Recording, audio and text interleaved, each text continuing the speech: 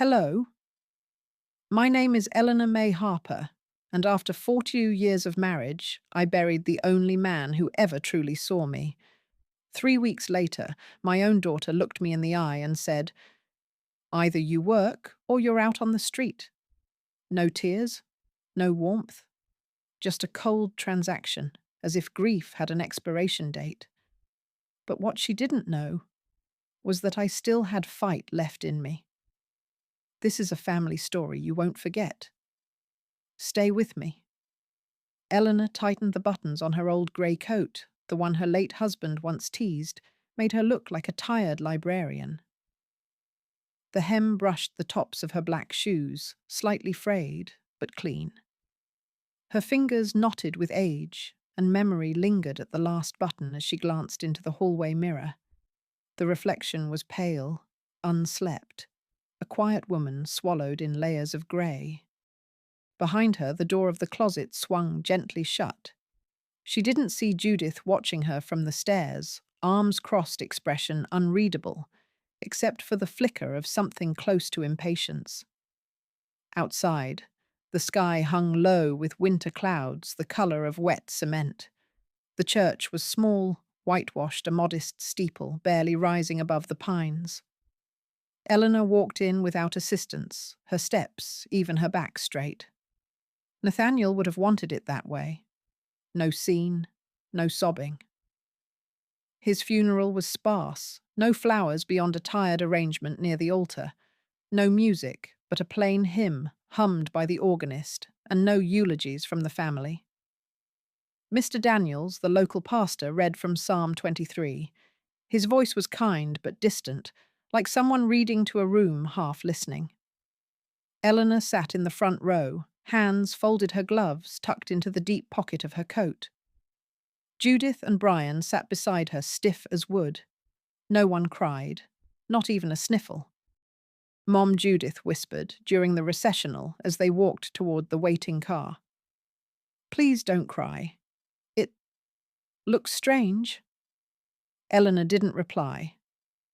Her eyes stayed fixed on the casket being slowly wheeled away.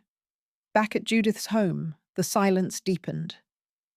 Eleanor took in the spacious living room, high ceilings, minimalist furniture, and now a clean stretch of wall where Nathaniel's framed portrait once hung. She paused in front of the space, but Judith swept past her, saying nothing. Later that evening, Eleanor stood at the kitchen sink, reaching for the dish soap out of habit. "You don't have to wash those," Judith said, not looking up from her tablet. "I don't mind. I mean it. You're our guest." Eleanor hesitated, sponge in hand. "For how long?" Judith sighed. "That's what I wanted to talk about."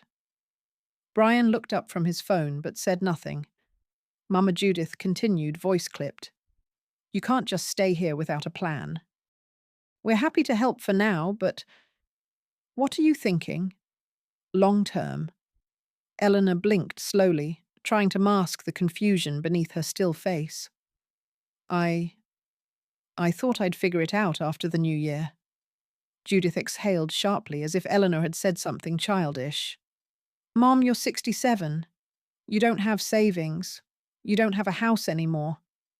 You can't just sit here like a burden." Brian shifted in his seat. "Maybe there's a part-time position somewhere," he offered gently, but even he couldn't make it sound real. Eleanor looked down at her hands folded in her lap. The knuckles had grown stiffer lately. So had her knees. But she didn't speak. Judith pushed her chair back. "You either find work, or you figure out where else to go." "But this," she gestured vaguely around the house, "this isn't permanent." That night, as the house went quiet, Eleanor stood in the darkened kitchen. She reached for the kettle, but stopped halfway. The cup of tea she had poured earlier sat untouched cold. She didn't turn the light on. The moonlight from the patio door fell in faint lines across the counter. Eleanor picked up the mug, held it between her palms. Eleanor stood in the kitchen, her hands wrapped tightly around the cold mug of tea, and said nothing. "I gave you a month," Judith said flatly. It's been 3 weeks. Eleanor didn't respond right away. She stood by the dishwasher, her hands wet a towel draped over her wrist like a flag of surrender. The hum of the refrigerator filled the silence cool and clinical. Judith didn't raise her voice, she never did, but her tone struck sharper than any shouting might. Later, in the quiet of her borrowed bedroom, Eleanor sat on the edge of the neatly made bed. Her coat was still draped over the back of the chair. She could almost hear Nathaniel's voice from years ago on a late summer evening when they sat watching gulls skim the shoreline. "When I'm gone, don't go live with Judith. She doesn't understand you, Ellie. She barely tries." At the time, she had dismissed it. Surely things would soften in grief. Surely Judith would want her mother near. Now in this bright white kitchen that hope was crumbling. Dinner had been a small forced affair. Roasted chicken Eleanor had made herself mashed potatoes with 2 little salt green beans from a bag. Mason, her grandson, picked at the food, silently earbuds discreet under his hair. "Don't get used to meals like this," Judith said, setting her wine glass down. "Grandma won't be with us much longer." Eleanor glanced up. Judith was already scrolling through her phone. Brian kept his eyes on his plate. "I was thinking," Eleanor offered gently, "the library downtown. They used to need help with cataloguing. I could call them. See if they remember me. They filled that position months ago," Judith said, not looking up. "I checked." Eleanor blinked. "You did? I had to. You said you'd start looking. So I looked for you." Brian, sensing the weight in the room, stood and disappeared into the hallway. A moment later, he returned with a piece of paper. "This place is hiring," he said, handing it to her. "A job posting printed in black and white, part-time janitorial staff. Bay Hills Elder Care Facility." Eleanor read the words twice before lowering the page. "A nursing home. They pay. And you'd be around people your age," Judith said, sipping her wine. That night, Eleanor retreated to her room early. She didn't bother turning on the overhead light. The street lamp outside cast pale slashes across the wall, and through the small window she could see the quiet road stretching past suburban fences and parked cars. She sat by the window, her fingers absently tracing the condensation on the glass. Somewhere in the distance, someone was grilling. The faintest scent of charcoal drifted in. But what she longed for wasn't food. It was salt sea. Salt mingled with kelp and wind, the kind she used to breathe in every morning from their old porch in Half Moon Bay. Nathaniel always said the ocean taught you patience, that you had to let the tide pull away before anything worthwhile washed back in. The thought made her chest ache. She exhaled slowly, her breath fogging the glass. Then, as if naming it would make it more real, she said aloud, "I really don't have a home anymore."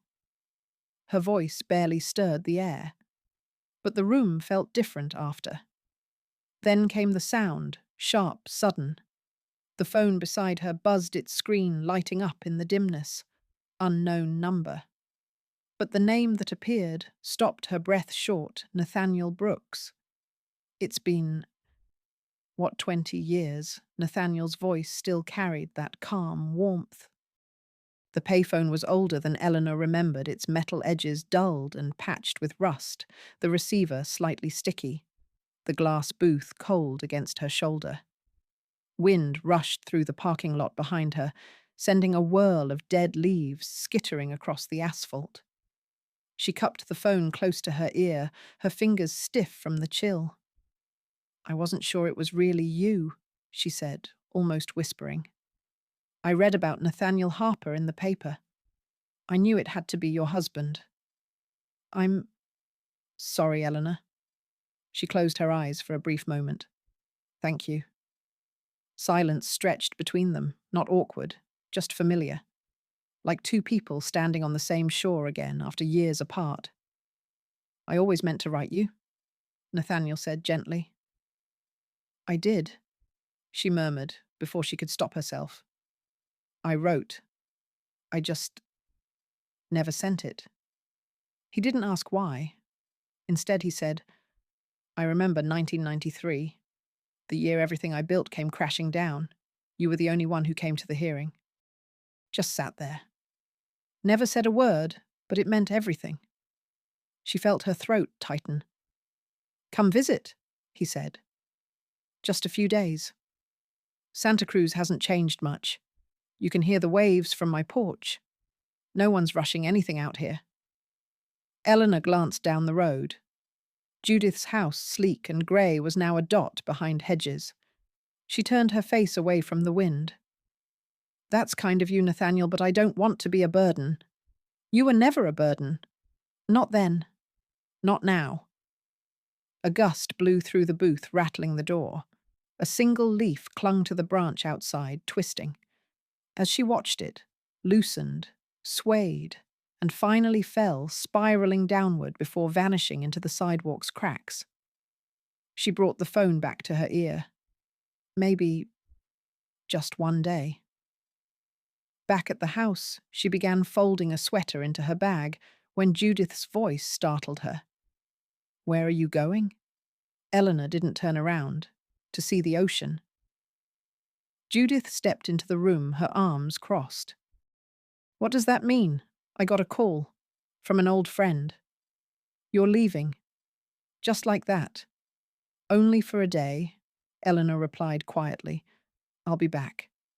There was a beat of silence. Judith's voice was low, almost soft, but there was ice behind it. Don't expect your room to be here when you get back. Nathaniel stood on the porch in his cardigan hands, wrapped around a blue mug. You haven't changed, Eleanor.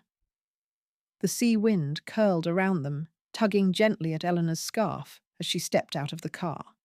The salty air hit her first, then the low, endless murmur of waves rolling onto the sand. She hadn't realized how much she missed the sound until it wrapped around her like an old lullaby.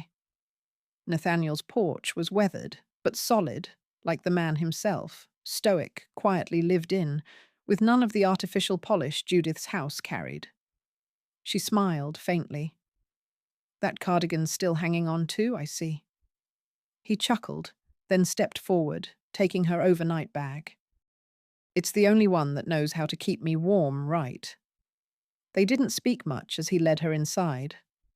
The house was filled with warm wood mismatched shelves of books and paintings, in soft hues, landscapes mostly. The windows stretched wide toward the ocean, letting in more wind and light than she thought one house could contain.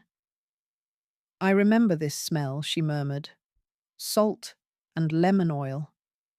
Nathaniel nodded. Mrs. Graves still insists on the lemon oil. As if on cue, a thin woman in her 70s passed silently through the hall, her eyes narrowing just slightly at the sight of Eleanor. Good afternoon, she said curtly, her voice clipped. Guest room's ready. Thank you, Mrs. Graves, Nathaniel said, as if gently redirecting her tone without rebuke. Once the woman disappeared, Eleanor looked down at her hands. She doesn't like visitors. She doesn't like change, he said simply. You'll grow on her. They spent the afternoon walking along the edge of the beach. Eleanor's shoes sank slightly into the damp sand, but she didn't mind. It was quiet, except for the distant cry of gulls and the steady, rhythmic sigh of the sea. She told him just pieces about Judith, about the house, about how long the days felt. Nathaniel listened, without interrupting, without judgment, letting her words fall into the wind. You know, he said after a while, after that call in '99, you never even stayed for coffee. I was scared, she admitted, of being seen, of what people would say. I always remembered that call. You saved me from losing everything. You shouldn't have disappeared. They stopped near a rock where the tide was just beginning to turn. Most people forget kindnesses, he said. but I don't. Back at the house, he opened the door to the guest room, a warm, lived-in space with a view of the sea and a quilt folded neatly at the foot of the bed. On the nightstand sat a clock, an antique mantelpiece piece she hadn't seen in decades. She stepped closer, recognition dawning. This, this was Margaret's. He nodded. She treasured it. Said a friend gave it to her when she thought no one remembered her birthday. Eleanor looked down at the clock, her throat tight. That was me. I know, he said softly. That's why it's here. For the first time in months, her eyes burned with something other than grief. As she turned to set her bag down, she noticed Mrs. Graves standing at the door, her expression unreadable. Caution, the older woman said, voice low. People who stay here too long often find they don't leave. Eleanor dusted the old bookshelf, and her fingers brushed a leather-bound book half hidden behind cookbooks. It was heavier than it looked, with a faded spine and pages browned at the edges. She turned it over in her hands. No title. Just the faint, comforting scent of old paper and something darker like cedar and thyme. It didn't feel like it belonged in the kitchen, nestled behind old recipes and unused baking manuals. Not at all. She hesitated. Nathaniel's voice echoed softly in her memory. No one touches the study but me. But he wasn't home, and it had always been her habit, an old stubborn instinct to help tidy, even when no one asked. Especially when no one asked. The study was tucked just behind the kitchen down a short hallway. She pushed the door open gently. It creaked, but nothing more. The space inside was dimly lit by a single standing lamp near a wide oak desk. Folders and books were piled haphazardly, but it wasn't messy, just well used. Lived in. Private. She sat in the chair, the ledger in her lap, its cover soft with age. Her fingers opened it almost without her permission. Names. Dates. Notes in Nathaniel's neat looping hand. Meetings, reminders, phone numbers, all benign. Then about a third of the way through a page folded sharply in the middle. Eleanor smoothed it open. The ink was fresher. December 2nd, 2023. Spoke to Judith H. again, still too forward, still pressing. Leave separate version just in case. Eleanor stared, another line below it. No full trust gut says wait. If I'm wrong, I'll apologize later. Her heart slowed. Her daughter's name, her own blood, written in a stranger's journal with suspicion inked beside it. What business had Judith with Nathaniel? She turned to the very last page. A scrawl like it had been written hastily. Final documents not yet shared. Graves, watching.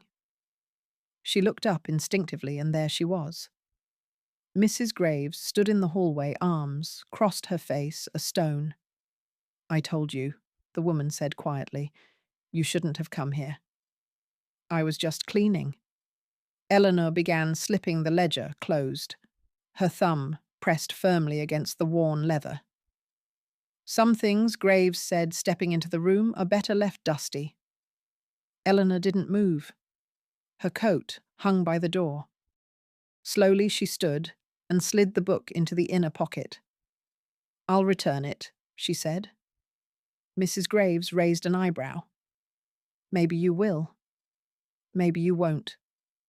Just know this. There are things in this house better left undisturbed, Mrs. Harper, especially if you want to leave with peace. Eleanor felt something shift in her chest, a prickling not of fear, but of alertness, as if a door had opened behind her, soundless and dark. Why does Judith's name come up? She asked, her voice low. Graves didn't answer. She merely stepped back into the hallway, leaving Eleanor alone with the hush of yellow lamplight and her own breath. Eleanor buttoned her coat, though the room wasn't cold. The ledger felt heavy against her side, pressing not just into her ribs, but her conscience. She stepped toward the door, just as it opened. Nathaniel stood there, wind in his hair, sea salt still clinging to his collar. He looked at her, his eyes taking in the room, the desk, the coat, the air. And then he said nothing, just watched her silently for a very long time. Judith's voice came through the phone. "So you're staying with some rich old man now?" What a twist! The wind tugged at Eleanor's shawl as she sat on the porch legs tucked beneath her, the sea humming steadily in the distance. The night was cold, but she hadn't moved inside. She wanted the darkness, the sharp salt air, the way the stars blinked without judgment above her. Her fingers tightened around the phone. "I'm fine," she said softly. "Didn't ask if you were," Judith snapped. "Just wondering how quickly you plan to move in. You always did like playing the martyr. And now what, you're collecting pity from strangers?" Eleanor didn't answer. The waves did it for her, crashing, pulling, returning. "Or are you digging around for something?" "Don't think I don't know what you're capable of, Mother. I remember." "Judith." But the line went dead. Eleanor stared at the screen. A moment later, a message appeared. "You don't need to come back. No punctuation. No warmth. No daughter." She laid the phone on the porch rail. Her hands remained in her lap, folded gently like she used to when waiting in church or at school meetings or outside her husband's hospital room. Waiting had always been her quiet strength. But this didn't feel like waiting. It felt like being erased. The sliding door behind her opened without a creak. She didn't turn around. Nathaniel stepped beside her, setting a steaming mug of tea by her side. Then he sat, not too close, not too far. The old boards beneath them creaked in rhythm with the tide. "She's angry," he said quietly. Eleanor nodded. "She's scared too. That's often the root of things. Fear turns people cruel." Another wave crashed. "I was a decent mother," Eleanor whispered. "I believe you. She was a hard child. Always needed to be the best. Always afraid of not being seen. Somewhere along the way, I became what she resented most." Nathaniel didn't reply. He just let her speak the way only those who truly listened could. "I don't want to go back," she finally said. "Even if she begged me. You won't have to." That's when the tears came. Not loud, not messy. Just warm lines down her cheeks, slow and deliberate, like grief moving through stone. It wasn't anger that filled her. It was the deep ache of knowing she no longer had a place in the story she once thought was hers. For the first time since the funeral, she cried. Not for her husband or Judith or herself. She cried for all the space between them that had been filled with silence. The mug of tea remained untouched. The porch light buzzed faintly, casting soft shadows across the wood. After a long while, Nathaniel spoke again. "I want you to meet my lawyer, just to talk. You're Eleanor Harper," the young woman asked, tucking a notebook under her arm. "I've been waiting to meet you." The voice was soft, but clear, cutting through the hum of the cafe. Eleanor looked up from her tea and found a woman in her early 30s, bright-eyed and brisk in movement. Her blazer was a bit too big for her frame, and her curls were pulled back hastily, as if she'd done it in a hurry and forgotten about it. But her gaze was steady. Kind, even. "Yes," Eleanor said. "You must be Marcy Ellison," she replied with a smile, sliding into the seat opposite. "I'm Nathaniel's estate attorney, and a fan of lemon scones." She motioned to the tray Eleanor hadn't touched. Eleanor gave a faint nod. "He said you might want to talk." Marcy opened her notebook. "I do, but only if you're comfortable. I'm not here to pressure you." The cafe was quiet, a modest space that smelled of cinnamon and old books. A fireplace crackled near the back. and the walls were lined with second-hand novels, all lovingly organized by genre. Eleanor had chosen this place because it didn't feel like a place for confrontation. It felt safe. Marcy glanced at her notes. Nathaniel told me you've been staying with him for a few days. I also understand he didn't tell me much. You've recently had a falling out with your daughter. Eleanor's lips thinned slightly, but she nodded. I won't ask for anything you're not ready to give, Marcy said, but I'd like to show you something. She reached into her briefcase and pulled out a cream folder. Inside was a printed document, old but neatly kept. This is a partial draft of Nathaniel's will from about 3 years ago. It was never finalized. See this margin note, she pointed. That's his handwriting. He'd written, legal language unclear. Ask JH for clarification. Eleanor leaned in. JH. Judith Harper, yes. At the time, she was offering consulting on estate language through a firm in Sacramento. She wasn't officially his attorney, but she did review some drafts. There's no formal misconduct on record, but… Marcy paused, watching Eleanor's face carefully. But she has influence over him, Eleanor said quietly. Or tried to. Marcy closed the folder and folded her hands. Can I ask you something, Mrs. Harper? Would you be willing to share what's been happening between you and your daughter off the record? Just woman to woman. Eleanor hesitated. It wasn't something she did talking about herself. Not like this. Not to strangers. But something about Marcy's tone, her age, her gentle persistence. It made her feel like she was finally being asked the right questions. She took a deep breath and told her. Not all at once, not in neat order, but in pieces like a cracked vase, gently being set on the table one shard at a time. The funeral, the removed photographs, the cold meals, the cold words. You're a burden. You should get a job. No one's going to take care of you forever. Her voice didn't shake, but her hands curled slightly in her lap, as if she were holding the edge of something sharp and invisible. When she finished, Marcy said nothing for a moment. Then she leaned forward, tone sharper now. You need to know something, she said. If Judith ever had even informal access to Nathaniel's estate plans, and she's trying to reinsert herself into that process, we need to verify what's been changed. If anything was altered under pressure, it may not hold up legally. Eleanor looked at her, unsure what to say. Marcy reached across the table and placed a hand gently on her shoulder. This isn't about him, she said. This is about you. Eleanor pressed her palm against the old garden wall. It used to smell like lemon and rosemary here.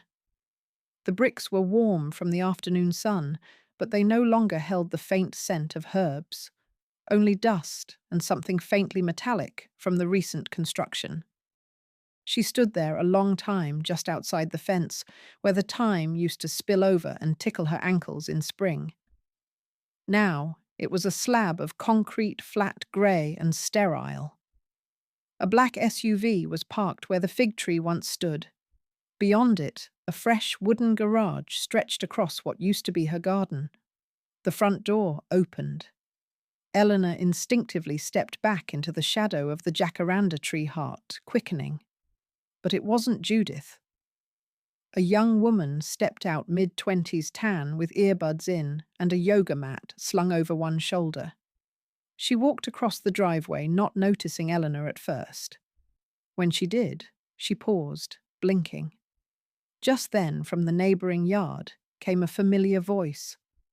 Eleanor, it was Lorna, her old neighbour, holding a watering can and wearing the same faded sun hat she always had. My word, I thought you'd moved to Florida. Eleanor offered a faint smile.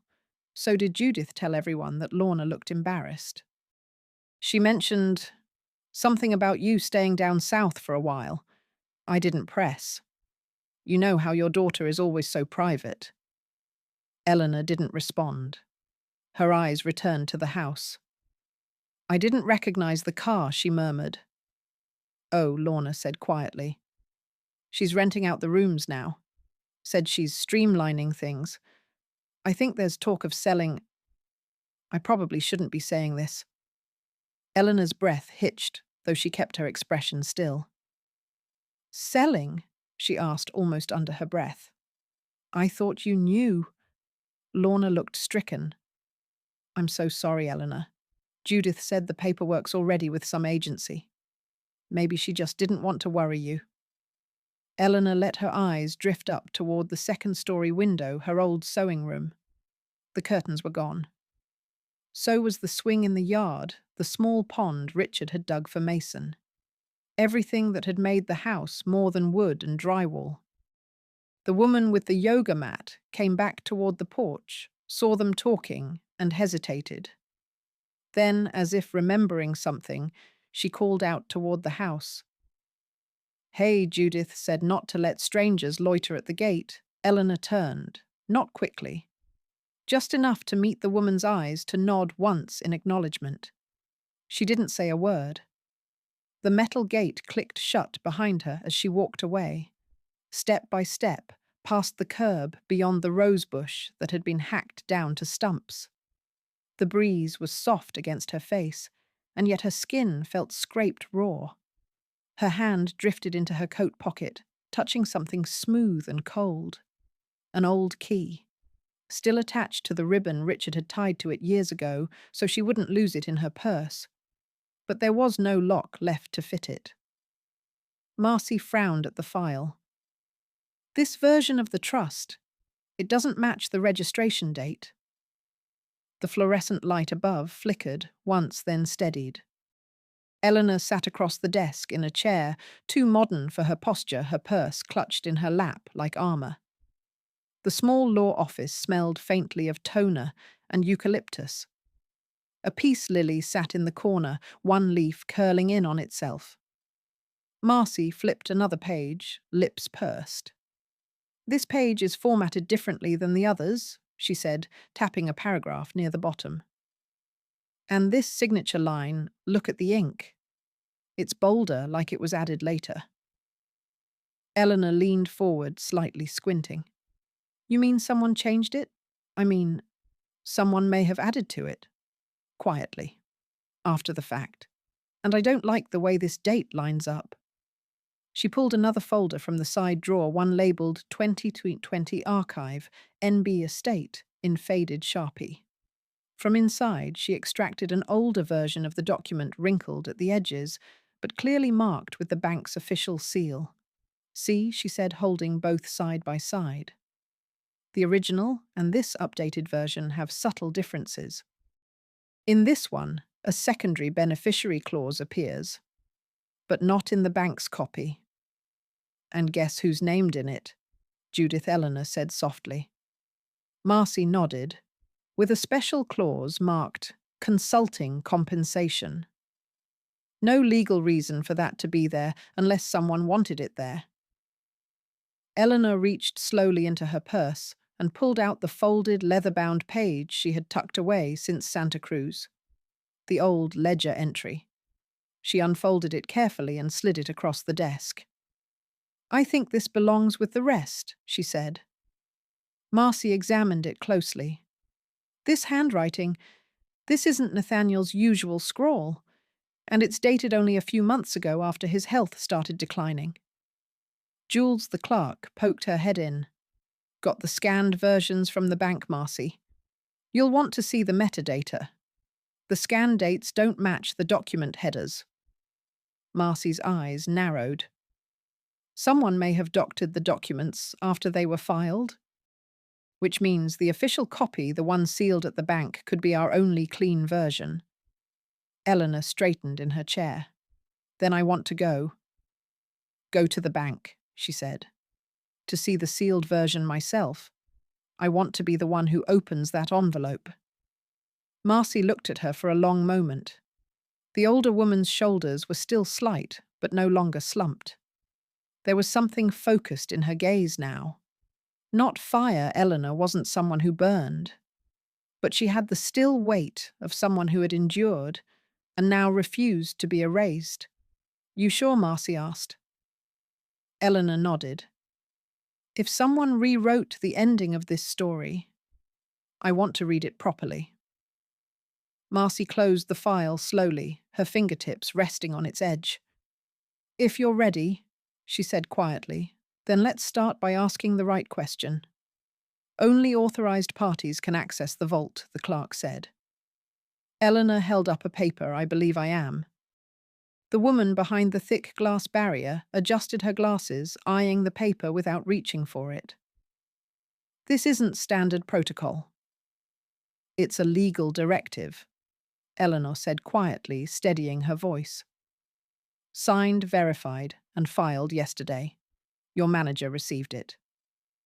After a few more moments of hesitation, the clerk buzzed her through with a reluctant nod. "Down the stairs. Third door on the right. Someone will meet you there."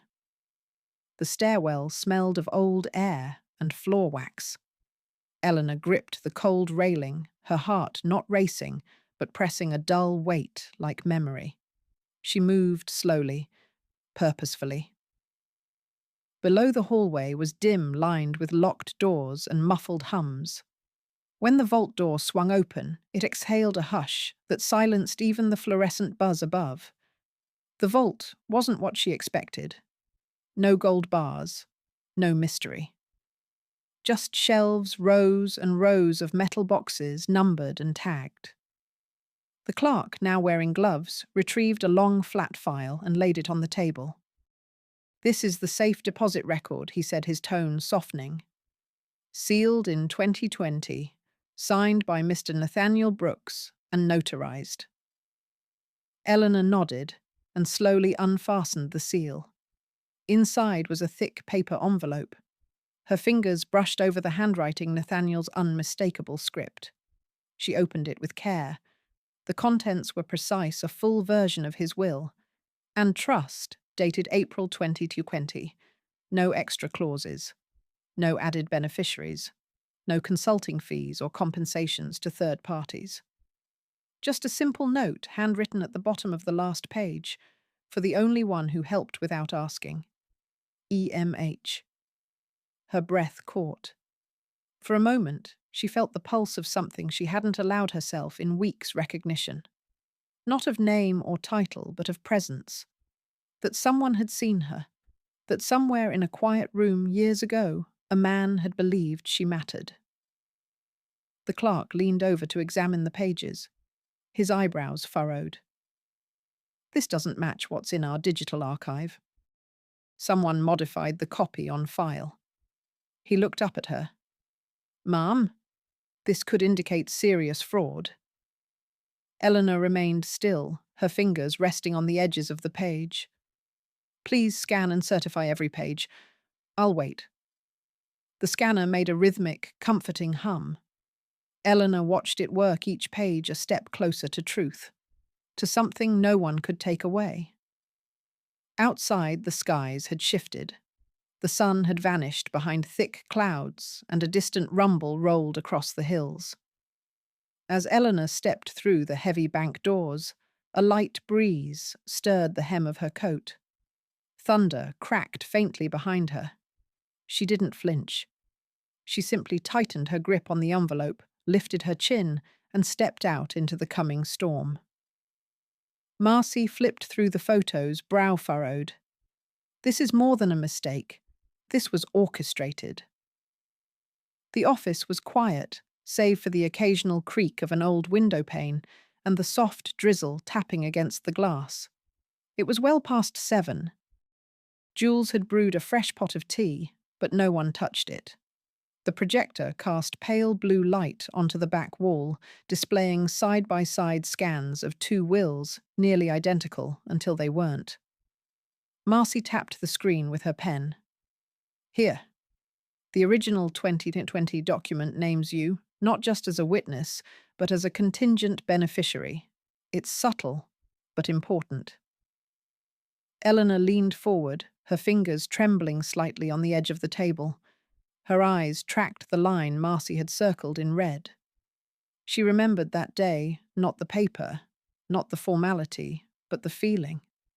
Nathaniel had made tea, they'd spoken about the weather, and then he'd said simply, "You should stay in my life, even after I'm not in it." She hadn't realized he meant it legally. Jules clicked through to the revised version, the one filed 6 months ago. No mention of Eleanor Harper. Jules said almost apologetically, not even as a witness. The language here, it's cold, detached. And this part, look at the notarization stamp. Marcy enlarged the image, revealing a smooth, too-perfect seal. It's a scan, not an ink stamp. Whoever altered this document inserted a photocopy of a notary seal and signature. Eleanor blinked. "Is that legal?" Marcy shook her head. "No. It's fraud. Certified legal documents must have original ink signatures and seals. This was doctored." Silence settled like dust. Eleanor sat back, exhaling slowly. Rain streaked the window. Outside, the street lamps flickered on. She felt the weight of the years of being silent, accommodating, and invisible. And now her own daughter had not only shut the door on her, but tried to erase her entirely. She spoke without raising her voice. "She didn't just want to leave me out. She wanted to erase proof that I ever existed in his life." Neither Marcy nor Jules responded immediately.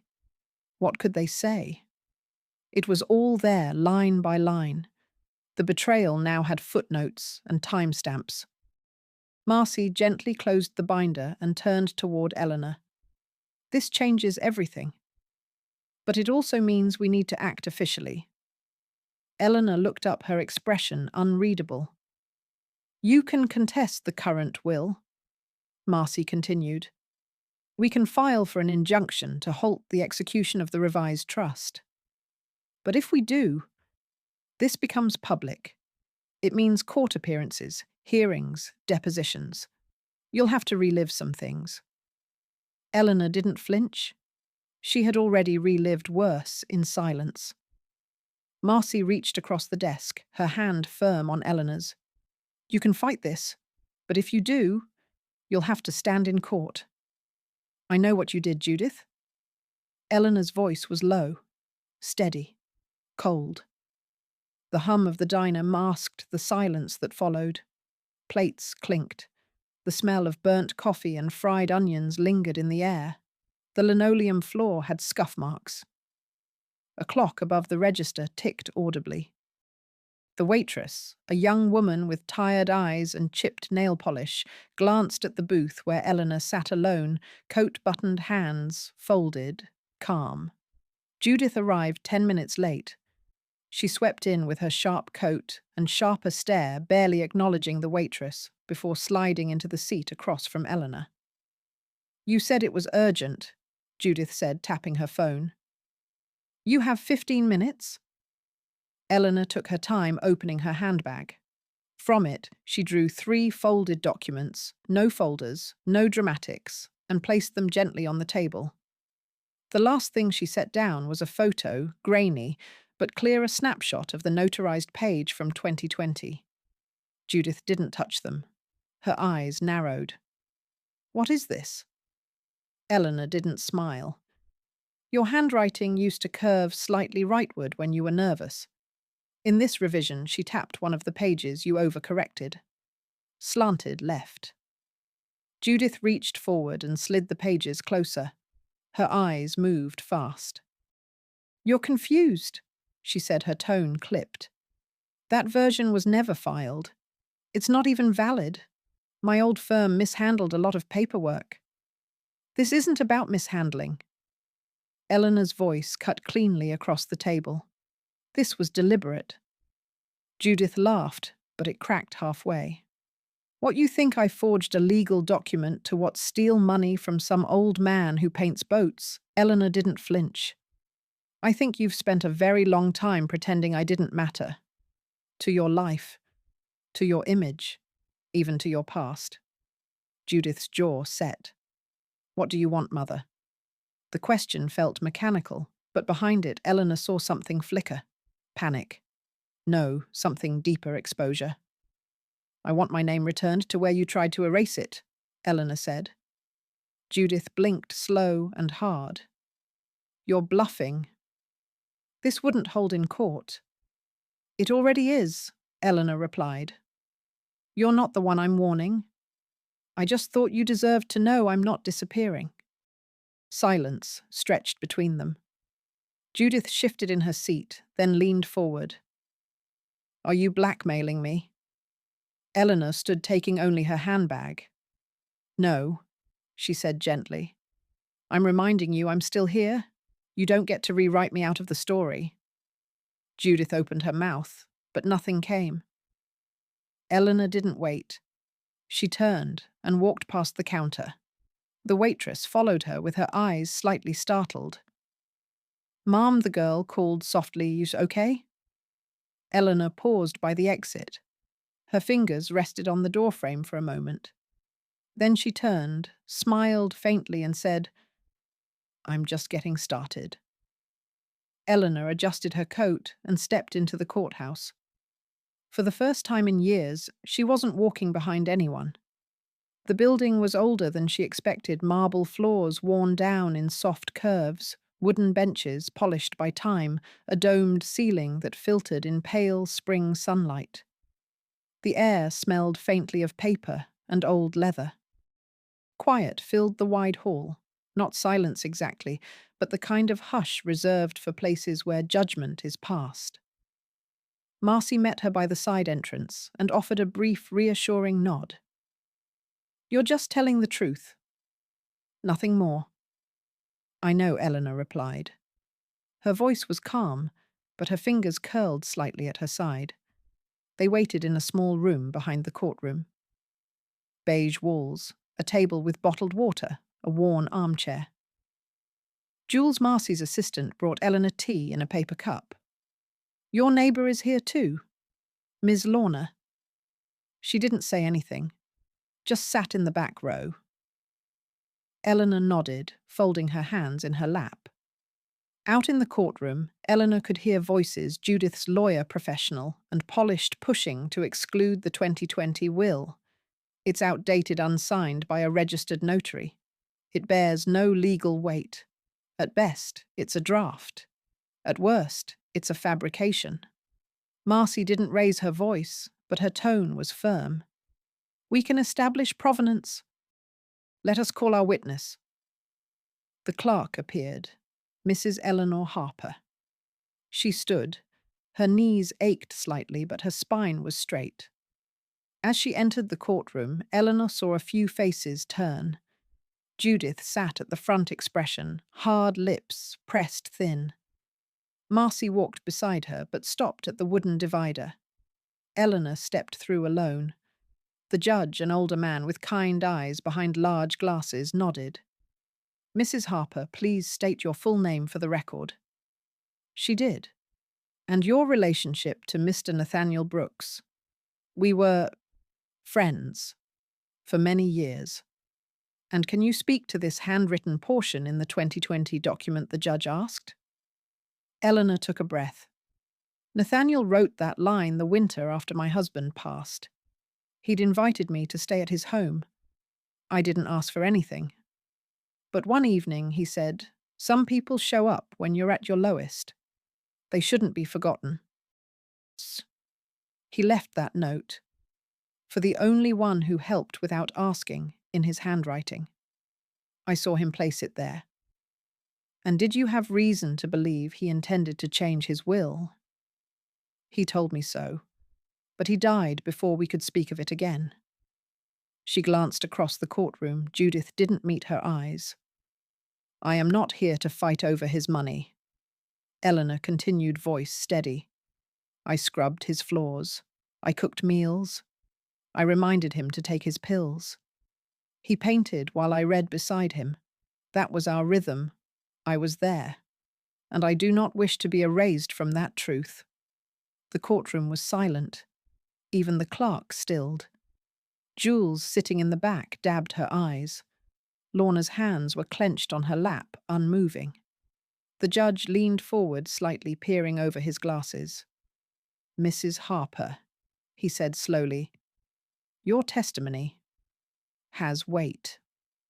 Judith Harper, the judge, said, "You are hereby instructed to reinstate Eleanor's name in all relevant filings." The words echoed softly in the half-empty courtroom landing, not with the thunder of a dramatic verdict, but with the quiet certainty of justice finally exhaled.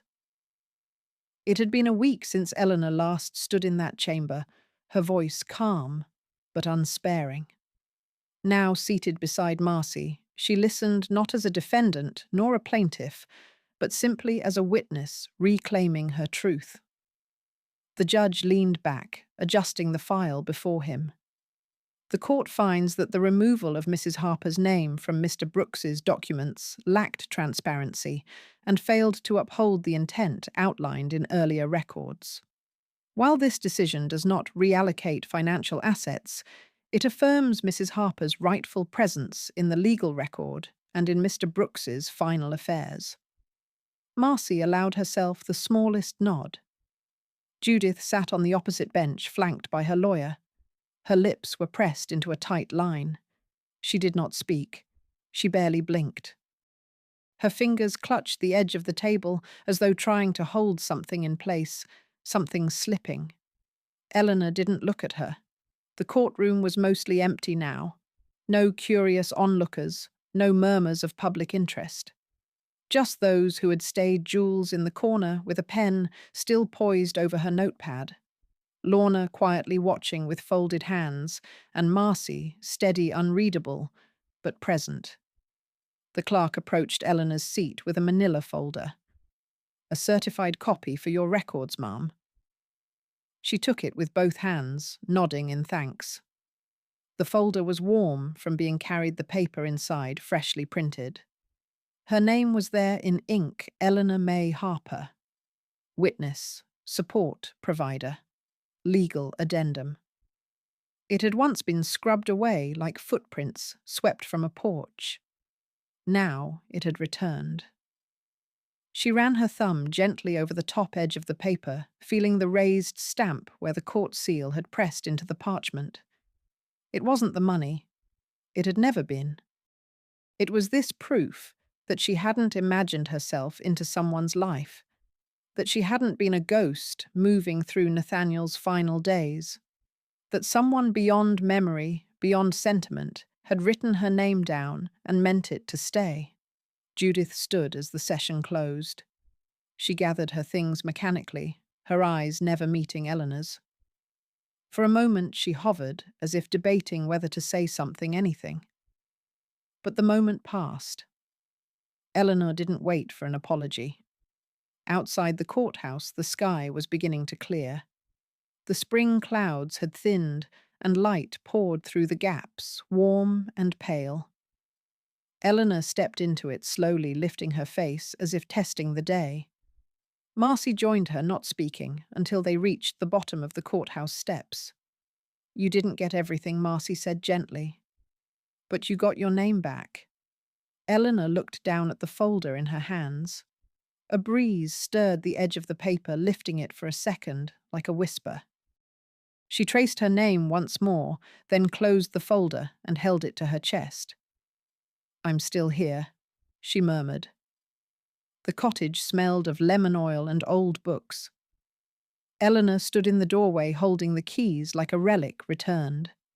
The door had creaked open, slowly yielding to her hand, as though unsure whether it ought to grant her passage. Dust danced in the afternoon light, which filtered in through the shutters in long, golden streaks. The wood floors, though scuffed, retained their warmth. The silence felt kind, not the sort that isolates, but the kind that offers space to breathe. This was Nathaniel's other house, the one he never got to live in. A modest, sun-faded cottage overlooking the Pacific, perched on a hill where the wind was clean and the nights were quiet. In the final terms of the legal settlement, it was listed not as an inheritance, but a provision of continuity, a neutral phrasing that let everyone save face. But Eleanor knew what it meant. So did Marcy. She stepped inside, the key still clutched in her hand. The first thing she did was open every window. It took time, some frames stuck from disuse, but she pried them loose one by one. Sea air swept in, brushing away the stale stillness, curling around the corners of the rooms, like a polite guest reintroducing itself. Outside, gulls called faintly. The sound brought no sadness this time. A knock at the front door pulled her back to the present. It was Jules balancing a box in her arms and smiling wide. "Delivery from the law office of Ellison and Associates," she said brightly. Eleanor chuckled. "Do they always send interns for heavy lifting?" I volunteered. Jules replied, stepping in. "Marcy's on her way. I just wanted to see it." They placed the box on the old oak table in what would soon be Eleanor's reading nook. It contained a few more books, a teapot wrapped in linen, and one of Eleanor's old wool throws that Marcy had found in storage. "I love it already," Jules said. "Feels like it should always smell like tea and wisdom." Eleanor smiled, but said nothing. Her eyes wandered to the garden door. Later that afternoon, Marcy arrived carrying something flat and wrapped in brown paper.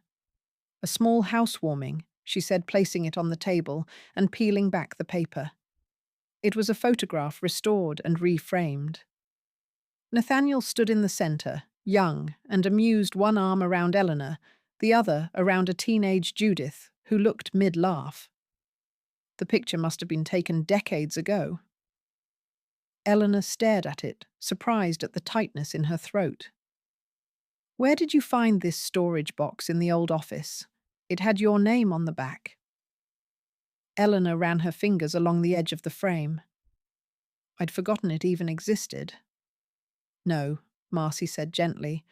"You remembered. You just didn't think you were allowed to." The three women talked for a while. Jules mentioned a community project at the local library, a storytelling program for older adults to share life lessons with younger generations. Eleanor didn't promise anything, but the idea lingered. By the time they left, the sky had turned that soft purple that only coastal evenings knew how to paint. Eleanor brewed a cup of tea and walked to the back door. The yard was modest, a square patch of soil bordered by a low stone wall. Years ago, someone had started a garden here. A few rosemary stalks still grew stubbornly along the edge. She stepped onto the earth barefoot. The ground was cool, soft from recent rain. She walked the perimeter slowly, then stopped at the far corner where nothing yet grew. From a drawer, she retrieved a tin box. The edges were worn, the label half faded. Inside were a few seed packets long saved. Thyme, lavender, sage. Hands trembling slightly, she knelt. The soil gave easily. She made a shallow furrow with her fingers, sprinkled seeds gently, then covered them back. She did not rush.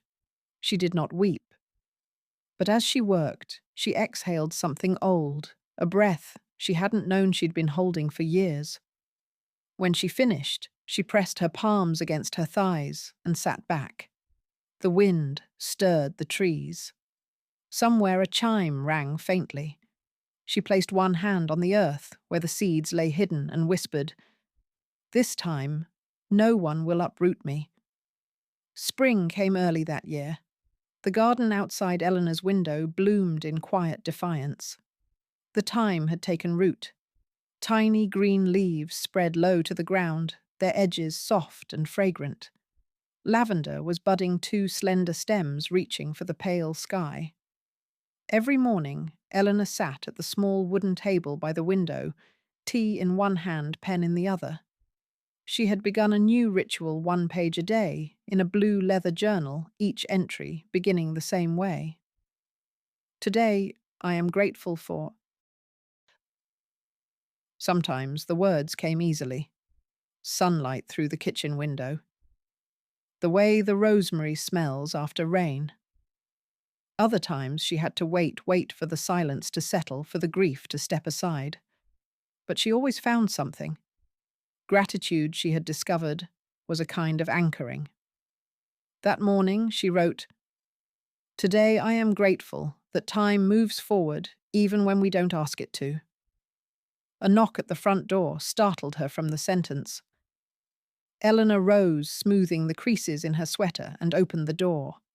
A young man stood there, tall, uncertain, with hands shoved into the pockets of a windbreaker too light for the coastal chill. His eyes, brown and careful, reminded her of someone she used to know. "Caleb," she said, her voice steady but soft. He nodded. "Hi, Grandma." It had been years. She hadn't seen him since he was a teenager, all limbs and headphones and brief, polite nods. Now he was in his 20s, his posture still guarded but less defensive. "May I come in?" he asked. She stepped aside. "Of course." He followed her into the kitchen. The cottage smelled of lemon tea and lavender, the kind of scent that clung to the walls like memory. Eleanor gestured toward the small table, and Caleb sat without speaking for a moment. "I didn't tell my mother I was coming," he said eventually. "I figured," Eleanor replied gently.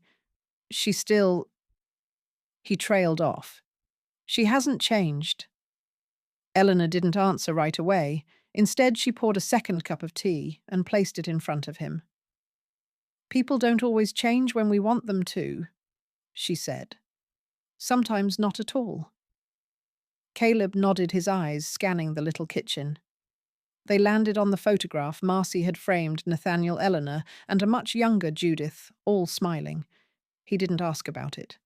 Instead, he said, "I read some things online. About the court. About you." "I didn't want any of it made public," she said. "I know. But I was curious. I mean, no one ever talked about what happened. After Grandpa died, it was just like you vanished." She stirred her tea. "Sometimes that's what people prefer. If someone disappears, it's easier than facing why they were pushed out."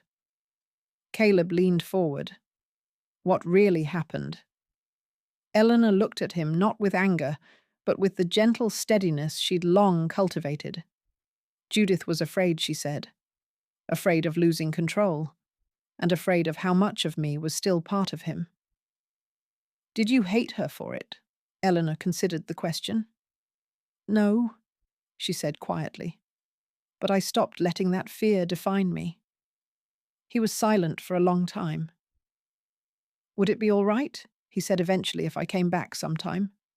To talk, I don't know if I'm ready to believe everything, but I want to hear it. From you."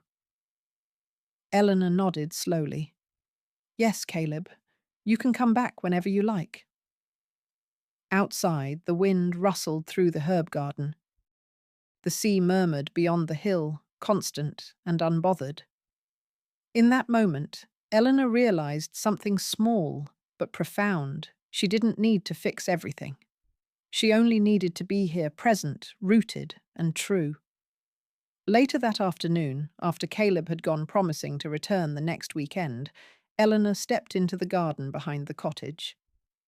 The sun was lower now, casting long gold streaks across the soil. Her hands moved instinctively as she adjusted the small watering can near the rosemary, checked the stakes she'd placed around the tomato sprouts, and pulled a few stubborn weeds near the basil patch. The air smelled of damp earth and lemon balm. She reached into her apron pocket and pulled out a folded paper, a faded seed envelope soft at the corners. Chamomile. The last of what she had saved from her old garden, tucked away in the back of a drawer when she left Judith's house, unsure she'd ever have soil to claim again. She opened the packet and scattered the seeds in a shallow furrow, pressing the earth over them with the flat of her palm. Her knees creaked as she bent down, but she didn't mind. With her fingers in the dirt, she felt a kind of calm that required no explanation. "Still stubborn, aren't you?" she whispered to the soil, smiling. A knock at the side gate startled her. A small girl stood there with a foil-wrapped plate balanced in her hands. Her dark hair was in braids and her cheeks were pink from the breeze. "Hi," she said. My mom said to bring these. She made lemon shortbread. Said they're good with tea? Eleanor smiled and walked to the gate. That's very kind of you. The girl hesitated. Do you live alone here? Eleanor glanced back at the cottage, then at the young thyme sprouting near the porch steps, the wind chimes clinking softly in the breeze, and the chair she had set out earlier still warm from the sun. No, she said gently. I have the garden, the sea, my books. And now, I have you. The girl beamed. Can I come see your plants sometime? You're welcome any time, Eleanor said. As the girl skipped away, Eleanor carried the plate to the back porch and sat in her chair. She took a bite of cookie savouring the citrus and butter and looked out over the garden. The sun dipped closer to the waterline, casting the world in soft orange hues. In the distance, wind rustled the trees. A bird called once then again. And from inside the cottage, the kettle began to sing a reminder that life in its quiet way continued. Eleanor closed her eyes for a moment and breathed in deeply. She didn't need to be remembered by everyone. She didn't need her name engraved in gold or spoken in reverent tones. She only needed the feeling of her hands in soil that would remember her touch. The kindness passed forward. The truth that could not be erased, not by fear, not by family, not by time. She was still here. And for the first time in a long while, that was enough. The woman once dismissed as a burden stood in court with her head high and left with her name restored. Her victory wasn't about wealth, but about reclaiming a truth others tried to erase. Justice may arrive late, but it resonates like the final chord of a long-forgotten melody. Sometimes it only takes one quiet woman to remind the world dignity doesn't expire with age. If this story stirred something in you, share your thoughts below. Has silence ever cost you more than speaking up? Don't forget to like and subscribe to Heavy Stories, where every voice, no matter how late, still deserves to be heard.